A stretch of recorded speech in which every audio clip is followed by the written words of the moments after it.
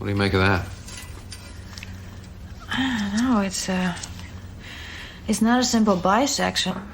There's a considerable amount of his abdomen missing. I mean, it almost looks like a burning, but it's too localized. Maybe an industrial acid. There's no acid found in his office. Huh. Spontaneous human combustion. Scully. Well, isn't that where you're going with this? Dear Diary, today my heart leapt when Agent Scully suggested spontaneous human combustion. Mulder, there are one or two somewhat well-documented cases. Mulder, shut up.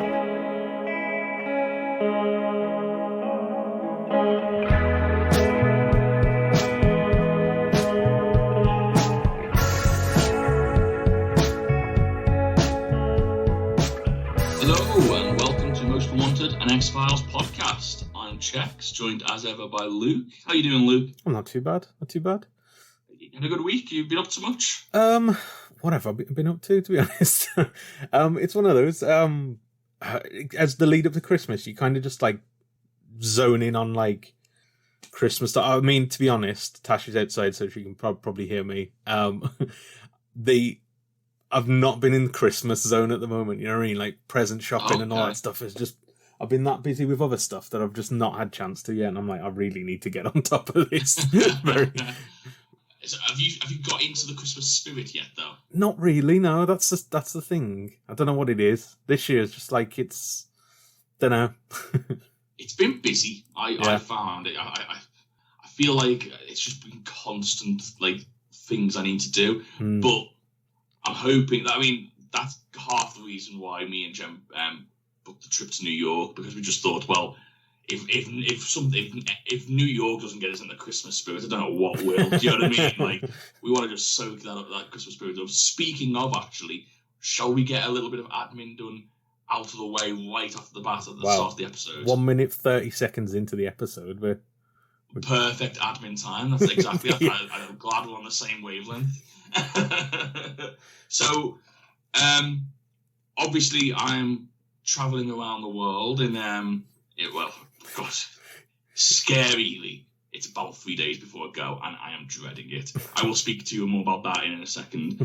But I think we're going to take a little break in between now and sort of until after Christmas, pretty much, aren't we? Yeah, basically. It will only be like a few weeks, but I mean, yeah, there will be a bit of a break. Yeah. Basically, honestly, this trip has been a nightmare. I'm gonna use this podcast as a sort of a medium to complain and get it off my chest. Okay. Yeah.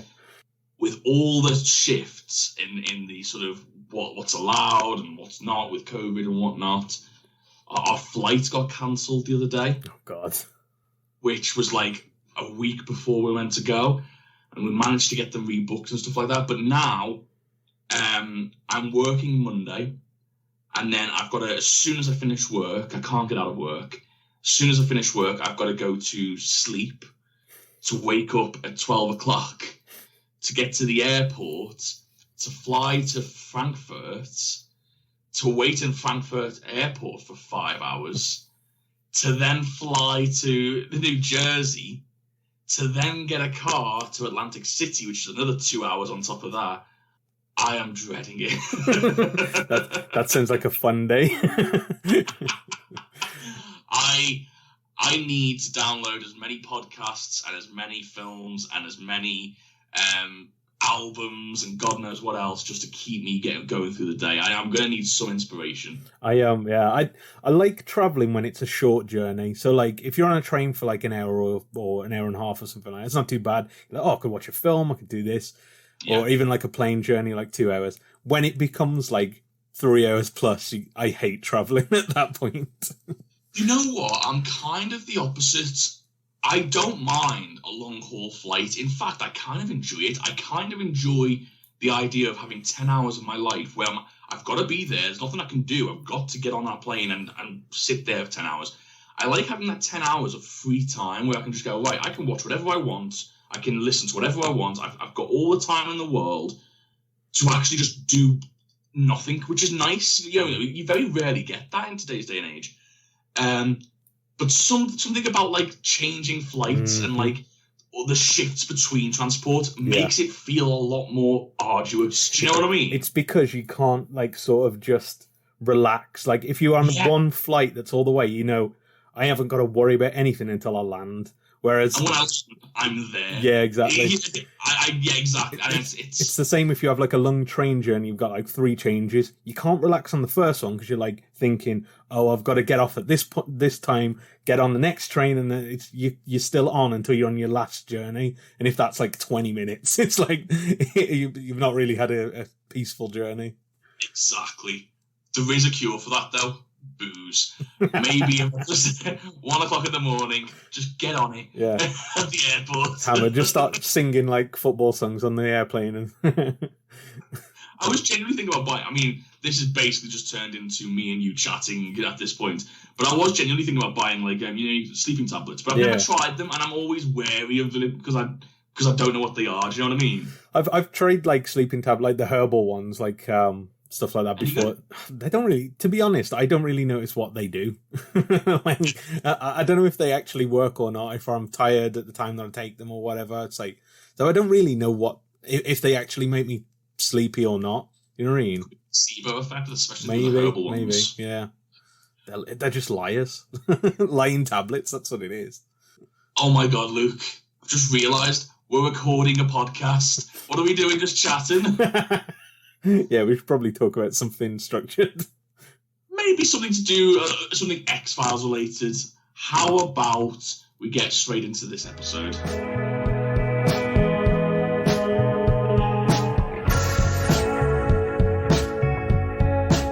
So, this week, we are looking at Season 6, Episode 15? 15? We're looking at Episode 15. You know what? This is my worst part of the show. I hate this list. I feel like it's important. I feel like we need to do it, but it's just boring. Like, it's just reading lists. Why? Can we jazz it up, Luke? Yeah, jazz away, but you've got to get... Let's get actual jazz music behind it. Okay, right. Can we do that? Can we do that in post? Yes, yeah. I'm just making a note now to remember to put that in. But yeah, you go. We'll jazz away. Okay, here we go. What should we call it? What's this one-time jazz segment? What should we call it? The Daniel Checkley Jazz Corner. No, we've already got it. I can only have 4. We're gonna save the other 3 corners. Yeah. The Daniel. Well, they usually say like hour, don't they, for like a radio show? So yours can be the Daniel Checkley Jazz Minute. The Jazz Minutes, yeah. And welcome to the Jazz Minute. I don't know why I'm doing the voice. This is episode 6. We start the jazz music in this Luke. Fucking hell. Jesus. I thought it was going to be a quick one. I didn't realise the edited points are going to be all over the show. Yeah, just do a quick rewind, do a record scratch noise or something, then back to the jazz. Oh, Christ alive. This is Season 6, Episode 17, entitled Trevor. Directed by Rob Bowman, written by Jim Gutteridge and Ken Hawryliw. Right, I'm glad you struggled with this as well. No, I didn't say that name, I'm not going to lie. That's by the by, that's, let's keep it jazz, Luke, keep it jazz. The original air date is April 11th, 1999. Running time of 45 minutes. Let's get into the episode. I chucked a little scat in there as well, just to... No, I think we're going to get a lot of good feedback from that. I think that people are going to say, "Wow, I was really like jazzed up for the episode after that." Yeah. Like usually, I hear that bit, I'm down, I'm drained already, I don't enjoy the rest of the show. Now it's different. Well, we shall see. We're going to have a lot of feedback on it. Let's get straight into the plot, shall we? Let's do it. Right, we start in a place that I believe is Stringer, Mississippi. Mm-hmm. And we start basically like, it looks like a prison camp. I don't know what you call these. It's like a working... Do we have that in England? We don't really have like a working... Prisons are strange in America because they're all like privately owned, so they all like are for profit and stuff like that. So they get people working and doing stuff. That's why you see like these... Do you know in like old films, and they're like doing the railroads and making like license plates? It's because they were like basically using them like slave labor, essentially.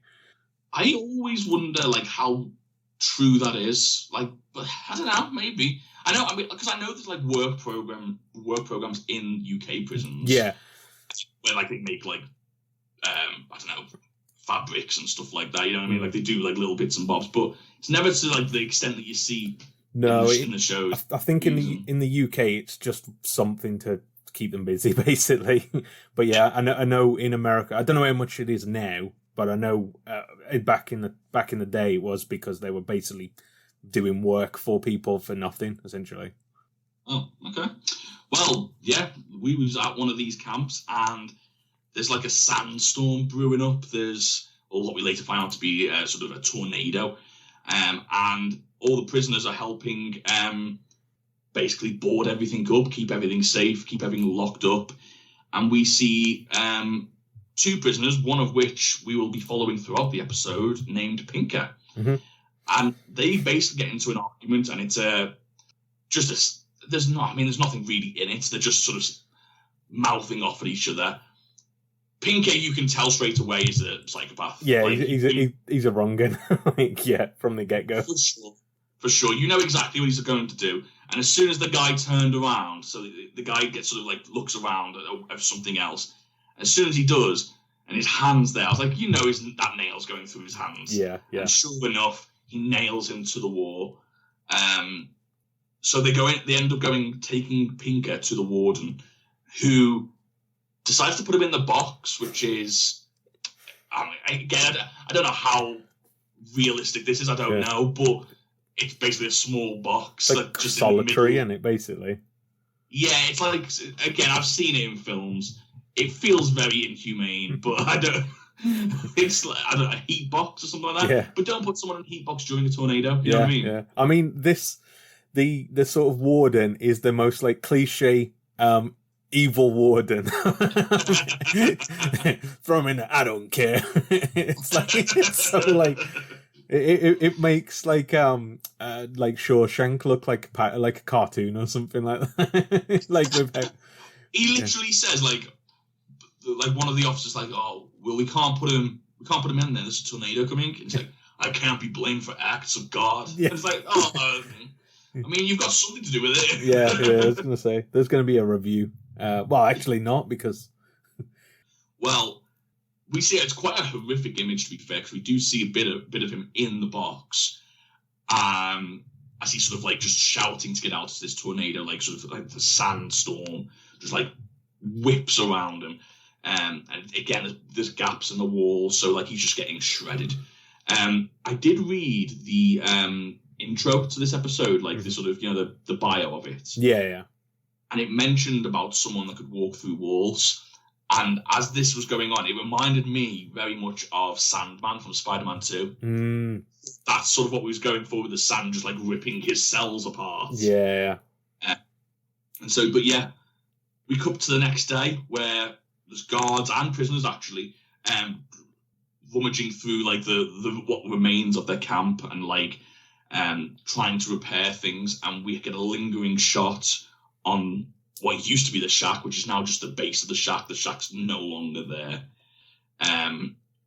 But then we go into the office as he's about to report it to the warden, and we see that the warden isn't in his office, or at least not alive, as they pan round and we see the warden's body split in half on the floor. I mean, I thought this was pretty a gory shot, and not the first time, not the only time in this episode. Yeah, this episode has got quite a lot of like gory sort of special effects in it. It's not a particularly horror episode, but like they really went all in on the sort of like blood and guts in this one. Especially later on with the guy with his face. I was like, whoa, that's pretty intense for a TV show. Mulder and Scully arrive to investigate. And basically, I mean, there's a lot of different things here. When they're at the camp, they do notice that. Well, again, I'm not really sure how Mulder notices. I think basically the idea is there's no way someone from outside could have come in and then got out. None of the windows were smashed. Like, the officers are saying to him that they know it's Pinker, even though, like, basically they're saying, I think it's Pinker's ghost. And Mulder kind of just mocks them for that. I mean, that's kind of what I thought it was going to be. When I was like, oh, how do you get in there? But it's a bit more interesting than that. This is the thing. Before long, it doesn't take Mulder long at all to realise that, like, as he presses against the walls, they start basically crumbling in on themselves. Like, it takes almost little to no pressure to put his hand straight through the wall, and, like, the structure of the wall just falls apart. Yeah, I like the image of this, actually. It's kind of like a cartoon, you know, when somebody runs through the wall and they've, like, got like their outline. It's kind of like that, like, and not as, like, ridiculous. It didn't look, there wasn't, like, a human shape, like, but the way that it falls through, you go, oh, it's, you know, like, plausibly somebody could have, got in somehow. Yeah, I think that's right. They never really explicitly say what this is, but are we to assume that, like, his cells basically can fire through different other cells, and that's the way he walks through walls, but it damages the cells as it does it, maybe? I mean, the explanation is, like, that it like electrically charges, like, the atoms or something, isn't it? Kind of like light can't go through, like, mirrors or windows, glass, and but it's kind of like the way, I mean, they mention it later on, it's kind of like alchemy, where they change, like, chemical composition based on electric. So I assume when he does it, he just, like, changes what the wall is, I guess. It's almost like, this is the way I sort of took it to myself. It's almost like he's burning through items from the inside. Yeah. And, like, the sort of, like, it's not, this thing isn't burnt, but, like, the molecular structure of it is burnt. Yeah. It takes, like, a little bit of force to sort of let it all fall apart. Yeah. It reminds me a lot of, like, there's that anime Full Metal Alchemist, where they, like, can, like, change, like, the structure of stuff by just touching it. It kind of reminds me of that. It's always been an anime I've been intending to watch and never have. There you go. On your long journey, you got to watch the entire. I've got enough time. to watch it twice over. I could watch the bad version and the good version. That's a nice little niche anime joke there for you. For any anime fans out there. I like the bad version. Again, no judgment here, dude. I've just heard there's a good and bad version. I don't really know what the difference is. We could talk about it off air, because I'm sure there's somebody listening going, I don't care about this. Well, you shouldn't have tuned in to the Full Metal Alchemist review podcast then, should you? They do also mention at this point as well that it's not just the walls that are, like, crumbling in. It was also the body that was burnt. And even to the point where Scully does mention that there's a section of the body missing. It's almost like it's been burnt, like, through the centre of the body, burning away. But it's all been, like, cauterized as well, so that's why it was like a stump, for lack of a better word. It's kind of like a lightsaber or something's gone for him, you know, where it burns. You're like, exactly. Yeah. But like a massive lightsaber, because it's taken a huge chunk rather than just a strip. What do you imagine he did there? I imagine he did, like, a karate chop, like a vertical karate chop, or a horizontal karate chop. Sorry. This is the thing. I'd like to know how he discovered he can walk through walls and slice a body open. Like, over the course of a night, like, he realised he could do this. Like, who just walks into a wall? I mean, yeah, there's always, like, these things, and when, like, somebody gains a power, and you're like, how do they sort of test it? How do they figure this out? Like, in, like, any kind of, like, superhero thing as well, unless they're explicitly told, I guess. Yeah. Or in the case of Spider-Man, you just start, like, climbing on things. Yeah, exactly. Like, who do, like, it's the whole jumping across a building. Like, no one's gonna do that, are they? Why would you get the idea to do that? Yeah. But anyway, he does it, and this is the outcome. They do start reporting the death of these prisoners on TV, on local radio TV stations, and we see a lovely young couple who just seem so smitten, so in love, Quite, I don't know whether, I'd say they were quite wealthy, quite well off. I mean, yeah, it definitely looks like they've... For sure. Yeah, they definitely look they've got a decent house and a decent sort of life, I guess.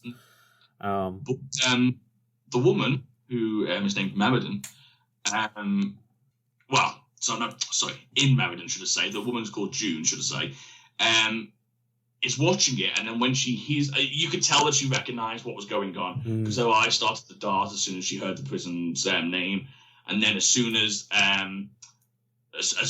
Pinker's name comes up, she drops her tea, and basically we know that she is aware of this guy. Yeah.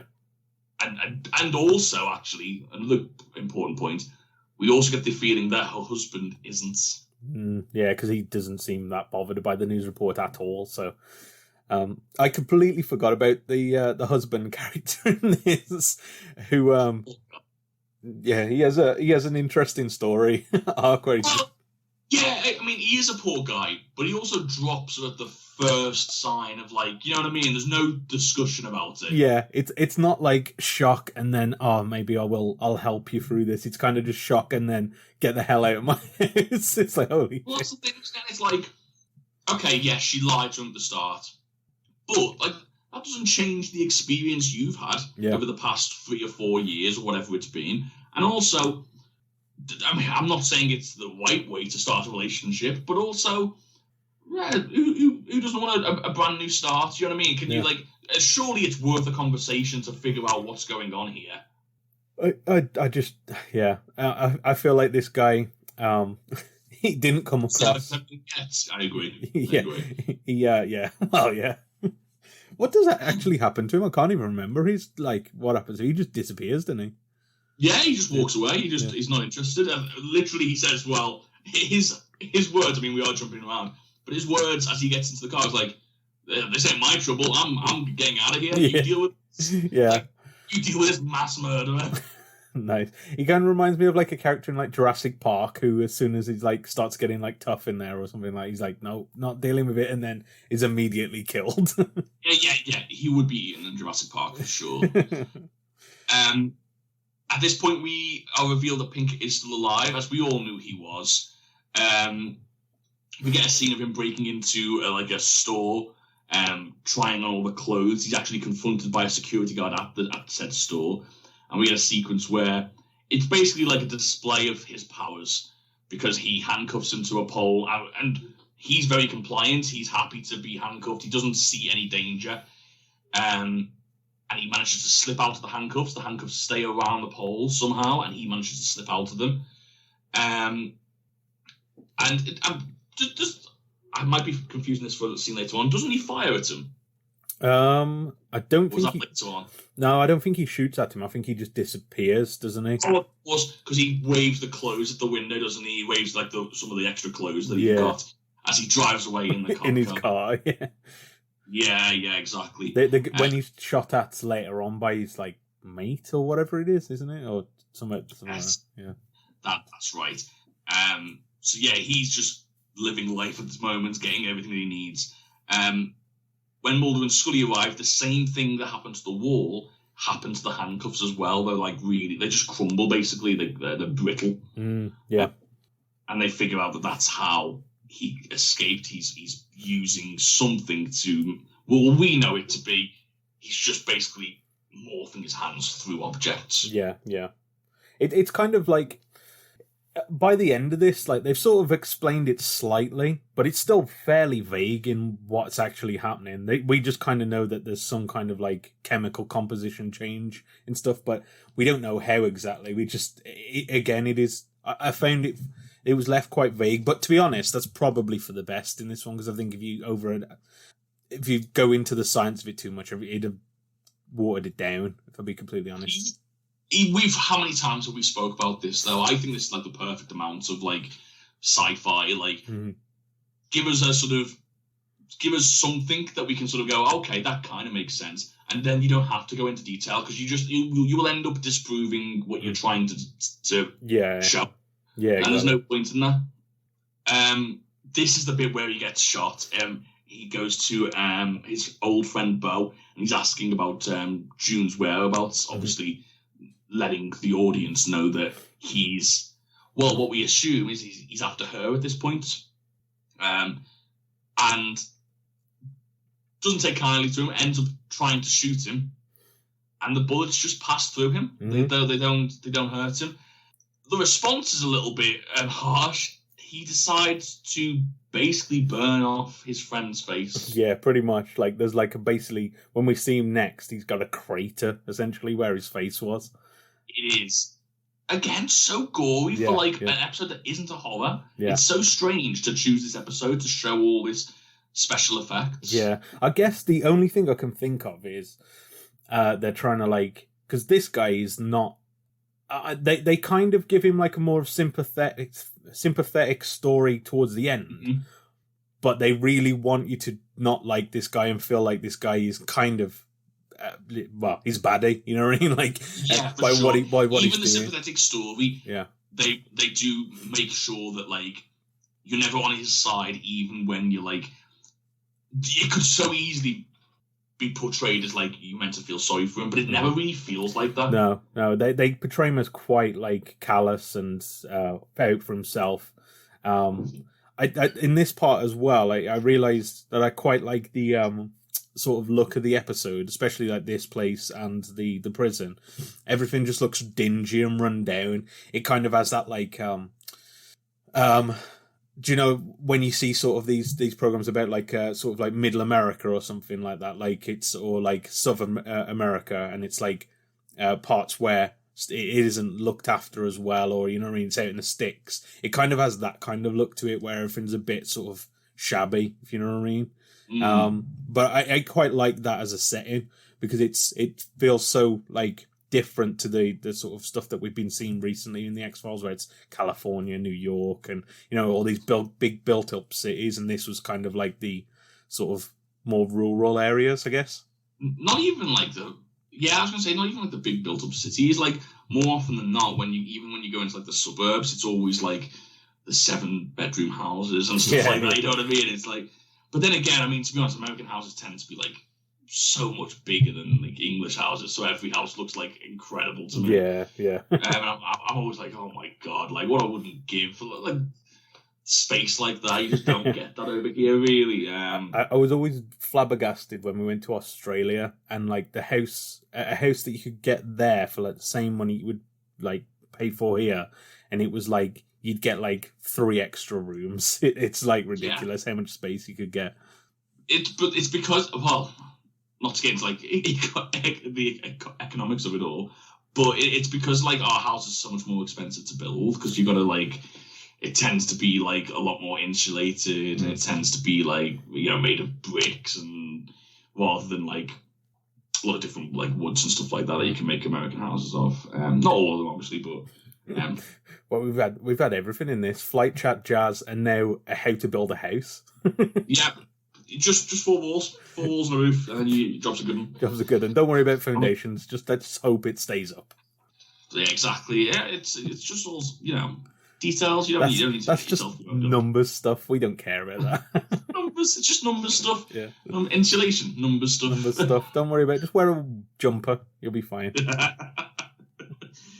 I will quickly breeze through like the next few scenes, but it's basically Mulder and Scully like theorise, like what we've already said basically, but it's them theorising what's happened, and Mulder's main theory is that Pinker was struck by lightning, and like you said before, it's something to do with like the electrical current that's in him that allows him to sort of pass through objects. One of the biggest reasons for this is that there's a burn mark all the way up to the glass, but it doesn't burn the glass. And he thinks it's because it doesn't allow electricity to pass through it, and that's why he can't get past. Because he writes, "I want what's mine," doesn't he, on the wall? Yes, which again, as an audience at the moment, we think is June. Like, that's what we're assuming at the moment. It's June that he wants. Yeah. Scully obviously doesn't believe this, but then this is like the theory they have. Also, like the bullets that have passed through him, again, they crumble as well. We then see Pinker also harassing another woman, whose name's Jackie, who has a son called Trevor. And again, he's gone there looking for the whereabouts of June, who we assume who he keeps talking about, who he's leaving messages about.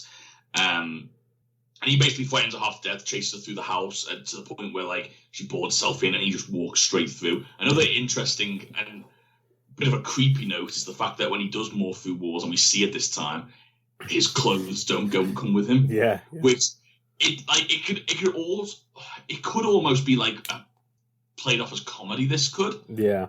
But like I think they play it just right because it just comes off as like super scary almost. Yeah. It comes off as a really creepy sight, and like you can feel like it's got to be terrifying for Jackie. Do you know what I mean? Yeah. To see that sight as she turns around. I think the actor who plays Pinker in this does a really good job of just being absolutely menacing. So yeah, like yes, sure, him like walking through a wall, like yeah, as you said, if you close all up walking through a wall, in any other episode this would be a joke. But because this guy is so like he's never like sort of he doesn't ever feel not threatening, if you know what I mean. Yeah. So it's just even more menacing that he is like completely naked. You almost get the feeling that he could just switch at any point as well. Yeah, exactly. So you don't know who you're really dealing with. Mm-hmm. Mulder and Scully do go to like investigate and find out what's happened here. And Jackie informs them about June, about like, how June's her sister. She's changed her name. She's living like this new life now. As they go to visit June, or as they set out to visit June, we see that Pinker has actually got into the back of the agent's car, and basically Mulder and Scully lead him right to June. Yeah, exactly. Yeah.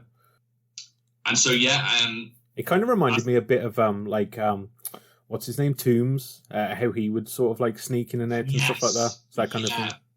It's that sort of weird fear of like he could be anywhere. Yeah, you just exactly. don't know. Yeah.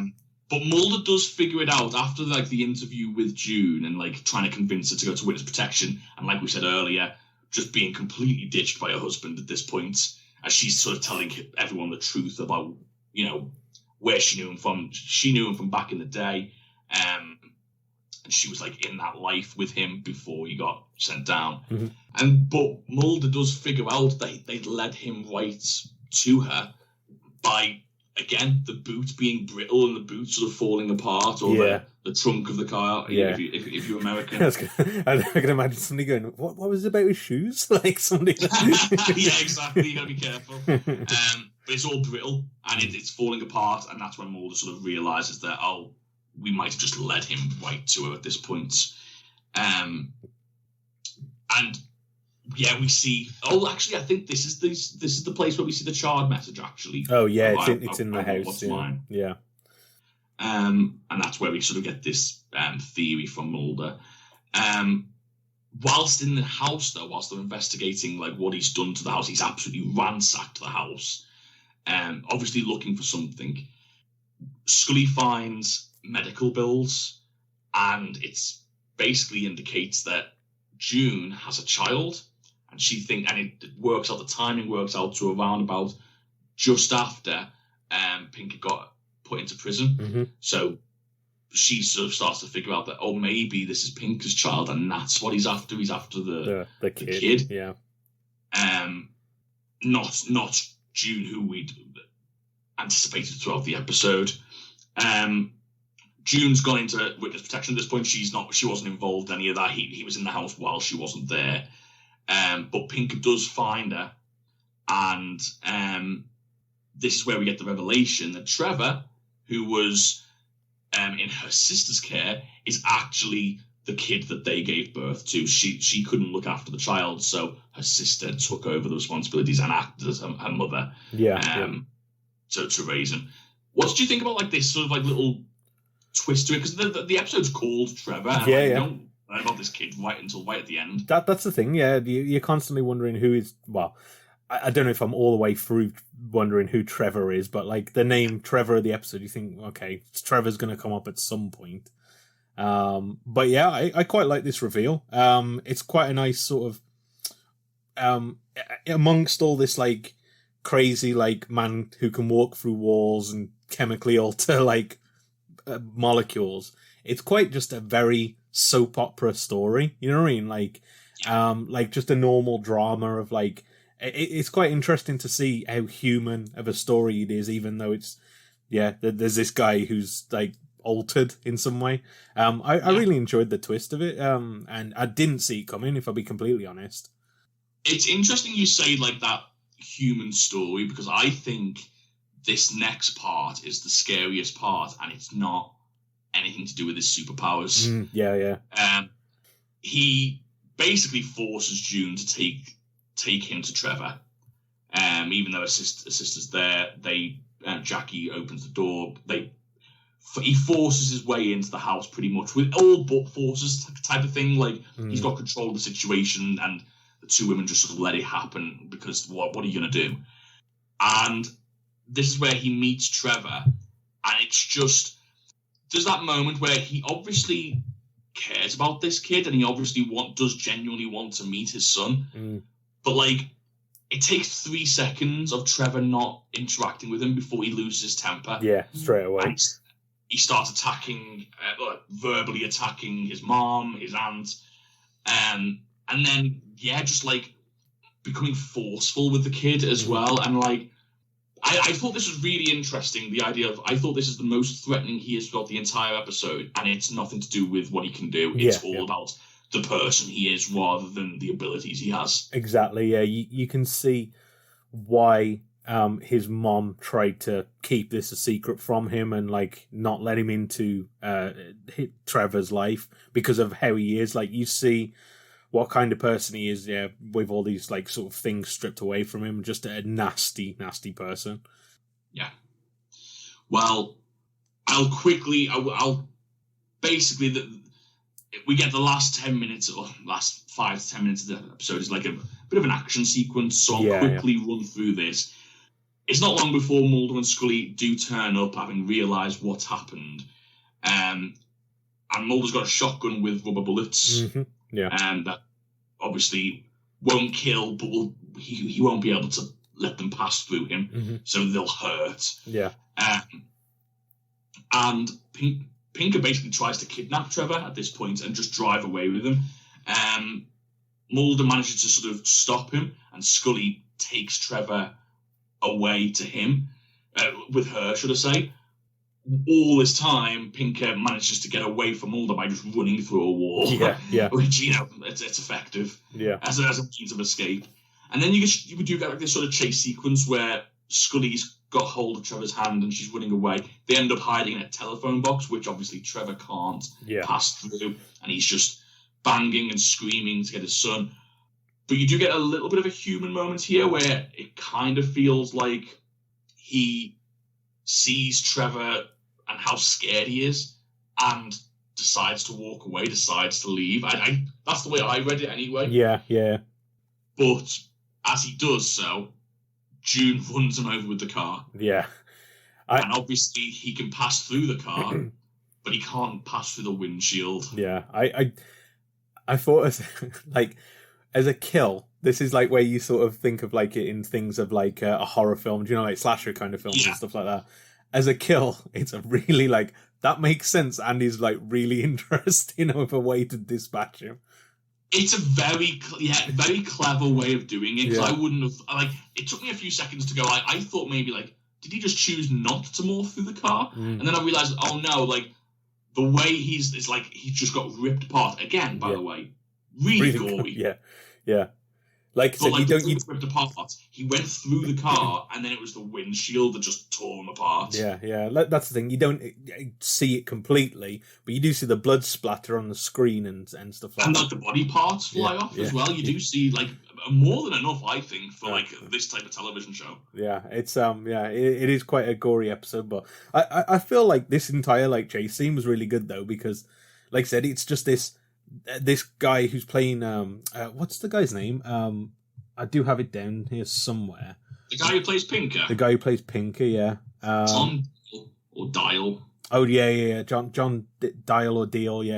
He I thought he was really good in this sort of part, because where he's like sprinting down the street, like after Scully and Trevor, and again he's completely naked, so it should be like, this is a bit weird, but it's like shit. He's like just like laser focused. It's kind of like Terminator, that kind of vibe, because he's not unstoppable, but he's very difficult to stop. You know what I mean? Like, it's that kind of feeling. For sure. This episode ends pretty like abruptly, really. But June gets out of the car, looks at Mulder, who like has rushed over to the scene, and says he would have hurt Trevor. She had to do it. She didn't want to do it, but she had to do it. Mm. And this was a bit weird to me. It was a bit of a weird ending, because she asks what it was that Pinker wanted. Why was he there? And Mulder replies to her, maybe another chance. And she sort of like breaks down crying. And the way he says it to her, it's almost like, I kind of got the impression like he was like unhappy with her for killing him. And I get that, obviously.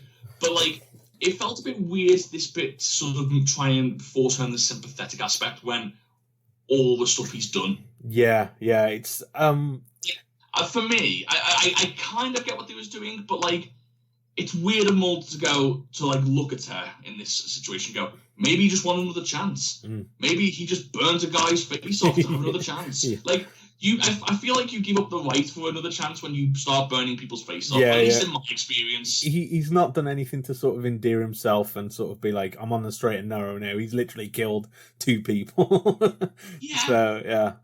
I don't know. I thought this is a little bit of a weird way to end it. I kind of get it, but like, yeah, I don't know. I can understand Mulder not wanting to see another human kill somebody. I get that. Yeah. But I also think, like, you've seen him walk away for 10 seconds. Like, you haven't seen a redemption arc here. Yeah, exactly. I don't know, yeah. I'm not sure about the last line, but I mean, everything up until that, was fine. Well, I mean, let's get to it. What did you think of the episode as a whole? I actually really like this, like a lot more than I was expecting. I've heard nobody really talk about it, so I don't think it's like a much loved episode or anything like that. But like, I thought like the villain was really, really well portrayed, like really, really menacing. The sort of explanation of what he did and sort of the stuff around that was interesting. And as we've mentioned before, it's like not too much science to make it unbelievable, but just enough to let you know what's going on. And I like the look and feel of the episode as well. It was quite a like dark and dingy episode, and it just in tone and in like sort of the way it was sort of filmed. So yeah, I really enjoyed this. Like, yeah, I wasn't expecting to. Like, I thought this was going to be another just run-of-the-mill Monster of the Week episode. Yeah, I thought it was a solid episode as well, to be honest. Again, as Monster of the Week episodes go, I always like a Monster of the Week that tries to do something a little bit different, and doesn't just sort of follow the formula of, like, you know, explain what a monster is, find it, and then the culmination of that episode, which it didn't feel like that was the route that this was taking. I never thought about it before, but I liked what you said earlier, which it did feel like almost like a soap opera-esque. Because I feel like that's what really grounds the episode. Yeah. But yeah, I thought it very similar to you. And maybe not as high on it as you are, but like I did think it was a solid episode.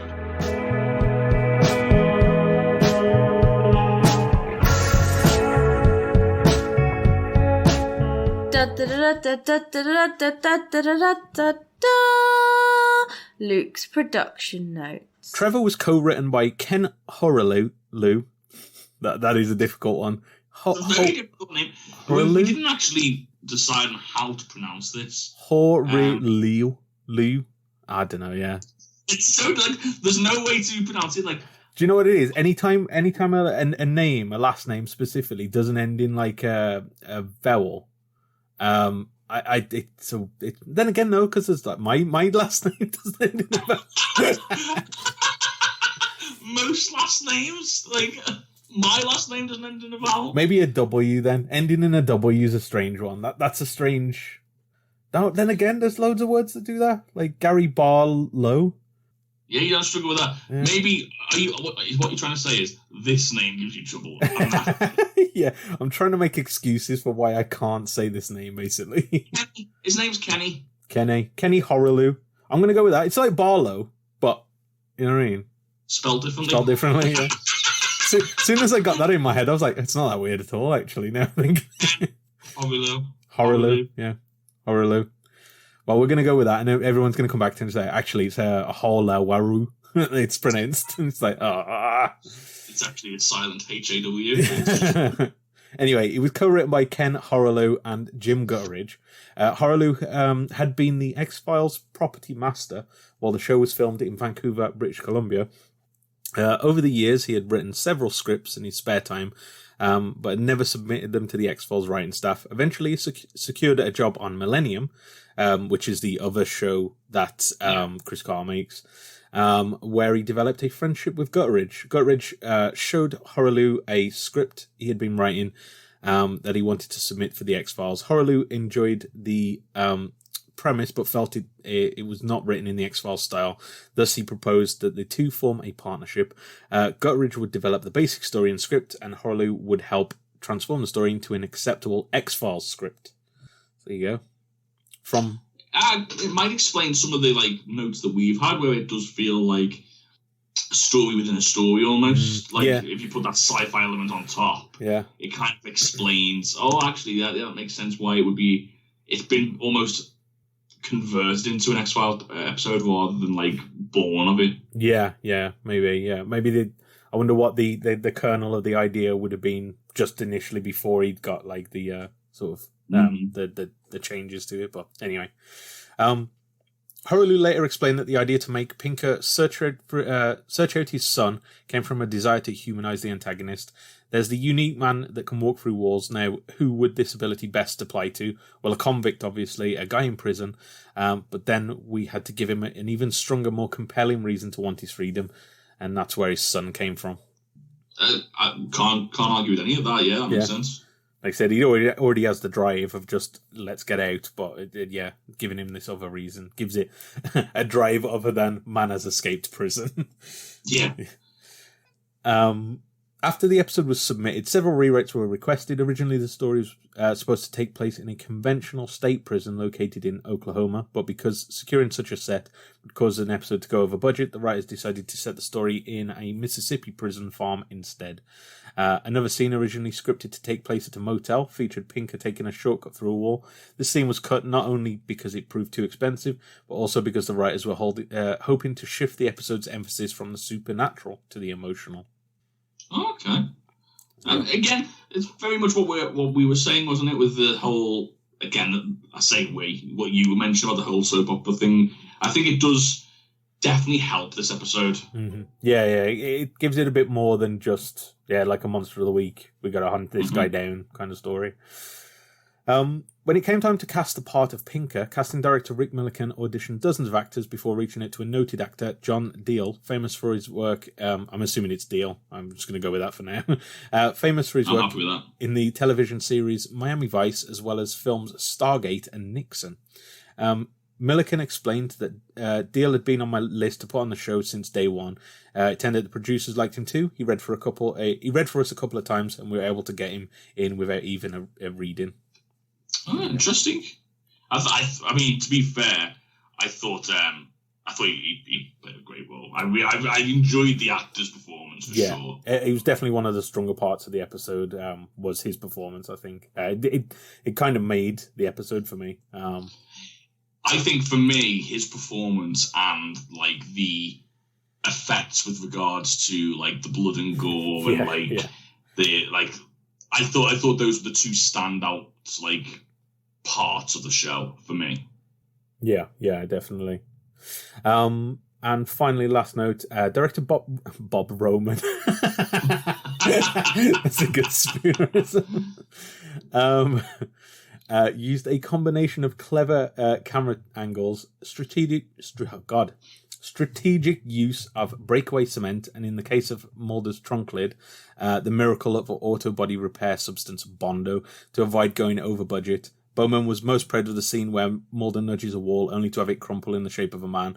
He explained that the first time we did it, all we got was a big square hole, but we didn't want it to look like Bugs Bunny with his ears sticking out either. Yeah, it has got the danger of like really like looking cartoonish, like doesn't it? just imagine, like, do you know that where one arm's up, one arm's down, like that kind of like silhouette. Eventually, the crew was able to create a breakaway section that suggested, rather than outline perfectly, the shape of a human body.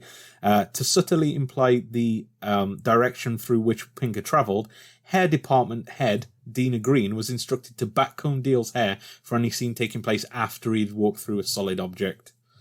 Okay. I didn't even notice that detail, but it's really interesting. I wouldn't notice that. It's really interesting that they did that. It stinks.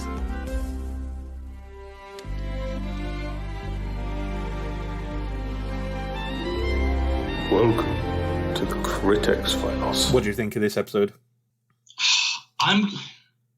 Despite the fact that I said I did enjoy this episode, I thought it was solid Monster of the Week.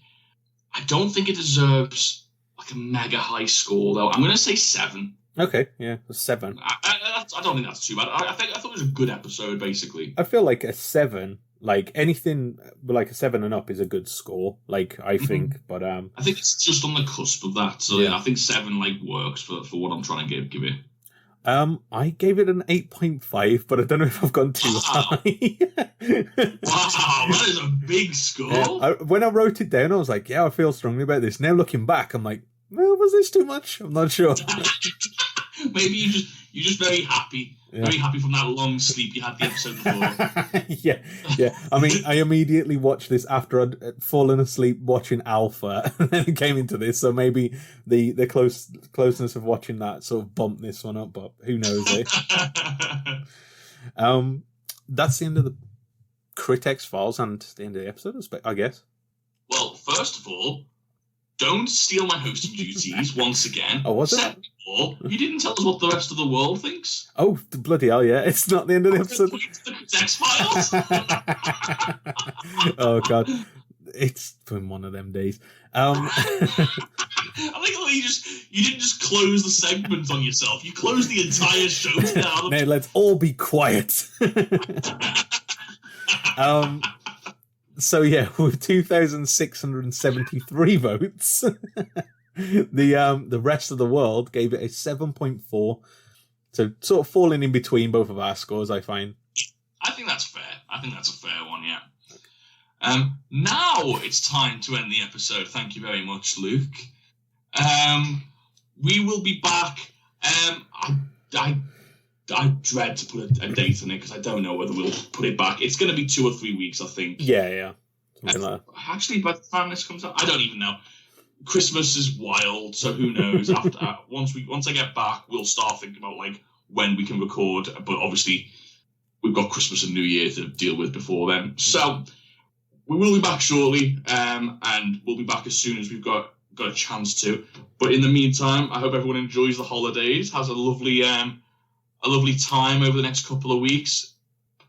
Make sure to try and spend it with family and just have a good time. Do what you can and have a good holiday, whatever you celebrate. Yeah, whatever you celebrate, exactly. Yeah. And from us, well, I guess we'll see you in 2022. Bye.